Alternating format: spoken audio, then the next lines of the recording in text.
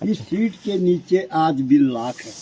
अच्छा, यहाँ पे महल था, महल पे दुर्योधन ने आग लगा दी, महल जल गया। यहाँ से अंडरग्राउंड सुरंग है, ये सरकार ने बंद कर दी और अंग्रेजों के शासन पे बंद हो गया था। जब हमारा देश गुलाम था, ये बंद कर दिया। तो यहाँ से सुरंग बनाई, पांडवों को बचाने के लिए महल पे आग लगी। तो ये सुरंग किसने बनाई, बोलो आप? बोलो पंडित जी, आप तो पंडित देवता लोग हैं और आप भी देवता लोग हैं, जब भुनों से आप लोग। तो ये सुरंग किसने बनाई? पांडव ने बनाई। ना पांडवों को तो जलाने के लिए ठीक है, तो वो महल तमाम बनाया, यहाँ पे मकान बनाया। हमने तो बनाई। तो वो कौन था? विदुर जी।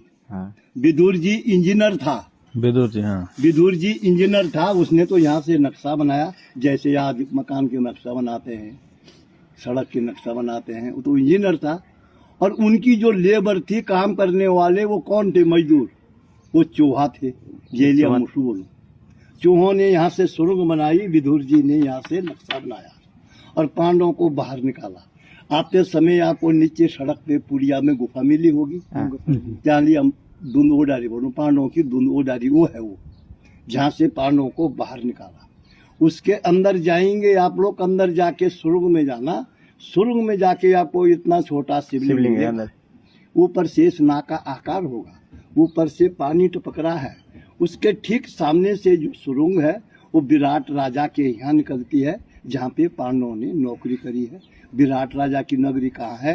ये चक्रवता नागठाट के बीच में विराट खाई है, गढ़विराट, वहाँ पे पांडवों ने नौकरी करी है। और उसके बगल में फिर दूसरी सुरंग है, वो आपके कुरुक्षेत्र में निकलती है, जहाँ पे महाभारत की लड़ाई शुरू हुई है। उसके अंदर फिर तीसरी सुरंग है, वो आपकी केदारनाथ बद्रीनाथ निकलती है, जहाँ से पांडव लोग स्वर्गारोहिणी गई। ये मूर्ति कौन सी है? हमारे बुढ़िया बोलो तो कि ये भीम और अर्जुन, हमें भी यही बोली कि भीम और खाती बोलो, हम अर्जुन बोलो तो खाती बोलो, भाग है जी। तो जब यहाँ पे यज्ञ हुआ, महारुद्र यज्ञ हुआ 2011 में, वैसा यज्ञ आज तक ना कभी होगा, अब ना आगे होगा, जिसमें एक दिन में 5 क्विंटल 6 क्विंटल सूजी पकती थी, बनती थी, क्विंटल। और आटा चावल कितना बनता था, इतनी पब्लिक थी यहाँ पे। और 12 टीन जो है रोज हवन कुंड में घी ले जाते थे। यहाँ पे 2011 में हुआ ये? हाँ, 2011 में। अच्छा, हाँ जी।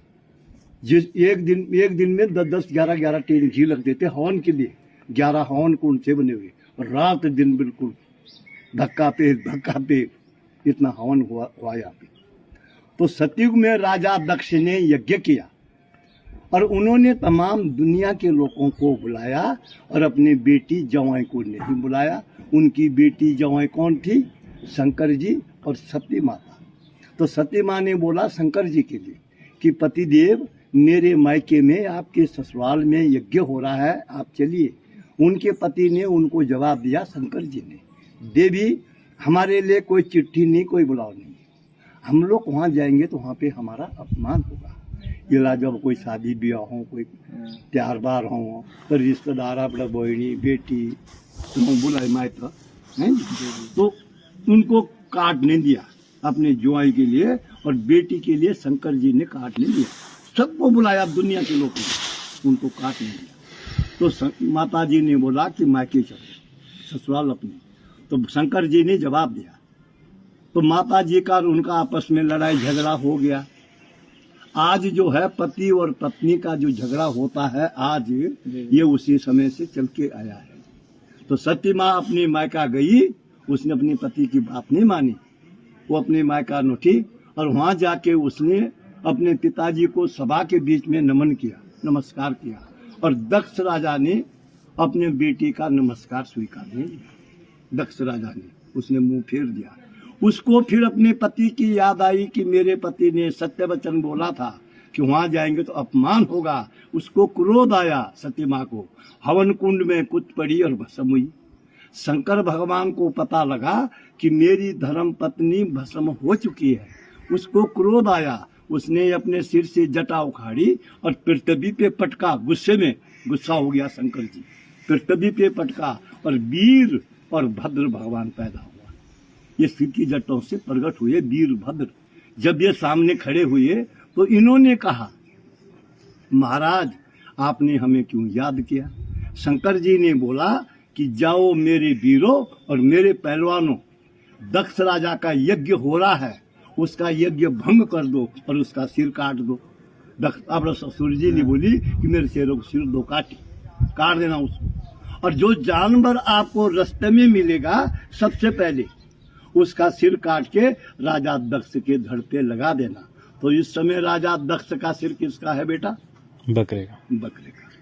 ये बाकर लगी कुंभ, ये देवता का बाकर, ये उसी समय से चल के आ रहा है। बकरे का है दक्ष राजा का सिर, बकरे का। सतयुग में इनका रूप है वीरभद्र, और त्रेता युग में इनका रूप है जय और विजय, और द्वापर में इनका रूप है द्वार और पाल, और इस कलयुग में ये शंकर जी हैं, इनका हीरे मोती का मुकुट है। और ये दानव है राक्षस, इसके खोपड़ी पे ऊपर मुंडी है, ये मसान का निशान है। और जो ये सामने शिवलिंग है, ये शिवलिंग धर्मराज युधिष्ठिर महाराज ने ये शिवलिंग की स्थापना करी है। इस शिवलिंग का नाम है मंडलेश्वर महादेव के नाम से। हमारे लाखा मंडल के अंतर्गत में 24 गांव आते हैं। हमारी जो खत है ये 24 गांव की, जौनसार में खत बोलू, गढ़वाल में पट्टी कहते हैं। तो 24 गांव के बीच में जिनकी मृत्यु होती थी, वो चाहे लेडीज है या पुरुष है, बूढ़ा है या जवान है, उनकी डेड बॉडी शिवलिंग के सामने सिलाते रखी जाती थी। पुजारी अपने घर से गंगा यमुना जल लेके आते थे, मंत्र द्वारा उस पे जल का छीड़ा मारा, मरा हुआ आदमी जीवित होता था। ब्राह्मण देवता उसको अपने हाथों से दूध भात खिलाता था। यहाँ पे 100 मीटर से लेकर के 200 मीटर तक कहीं भी खुदाई करते हैं, जहाँ पे आपकी गाड़ी नीचे है पार्किंग में, वहाँ तक खुदाई करते हैं। ये भगवान सारे इधर ये 2007 और 2022 में खुदाई में निकले हैं। कहीं भी खुदाई करो, और ये मकान है इधर लाइन में लगे हुए, इन मकान के नीचे दीवार टूटेगी, इन मकान को तोड़ेंगे तो इनके नीचे सारे मंदिर है, और हमारे पूरे गांव के नीचे मंदिर ही मंदिर है। यहाँ पूरे गांव के नीचे मंदिर ही मंदिर है यहाँ। और एक शिवलिंग वहाँ है जहाँ पे पीपल का पेड़ है, उसमें आप लोग जल चढ़ाएंगे तो उसके अंदर आपका फोटो आएगा, प्रतिबिंब दिखेगा उसमें। तो वो शिवलिंग है अद्भुत शिवलिंग, चिंता हरण महादेव। उस भगवान के दर्शन करने से सारी चिंता दूर होती है। और वो शिवलिंग है पारदर्शी शिवलिंग, जैसा हमारा आपस में पांचों लोगों का प्यार है, और आप अपने धर्म पत्नी से, बच्चों से, माता पिता से प्यार करते हैं, तो आपका प्यार भगवान अपने अंदर समा लेता है। और वो शिवलिंग है अष्टदल शिवलिंग, उसके चारों तरफ 8 कोने हैं। राजा सगर के, एक राजा सगर था, उसके कितने बेटे थे? 60,000 बेटे। 8 नहीं 60,000 बेटे राजा सगर के। और कपिल मुनि एक ऋषि मुनि था, उसने उनको श्राप दिया और सारे बच्चे भस्म हो गए। भागीरथ जी ने उनके कुल में 5वें 7वें पीढ़ी में जन्म लिया और शिव की तपस्या करी। कहाँ करी शिव की तपस्या, कुछ पता है बेटा? नहीं। ये गंगोत्री है, गंगोत्री से आगे 40-50 किलोमीटर है गौमुख। गौमुख से आगे है तपोवन 80-70 किलोमीटर। तपोवन में एक पैर के ऊपर घोर तपस्या की है और गंगा जी को मृत लोक में लाया और अपने पितृ देवताओं का उद्धार किया। उस भगवान के दर्शन करने से आप लोगों के 7 जन्म जन्म के पितरों का उद्धार होता है। महाराज आपकी यात्रा सफल हो। जैसे पांडवों का परिवार स्वर्गलयनी बैकुंठ धाम में निवास आराम करते हैं, वैसे ही आपके पितृ देवता भी 7 कुल के पितृ देवता बैकुंठ धाम में आराम निवास करेंगे।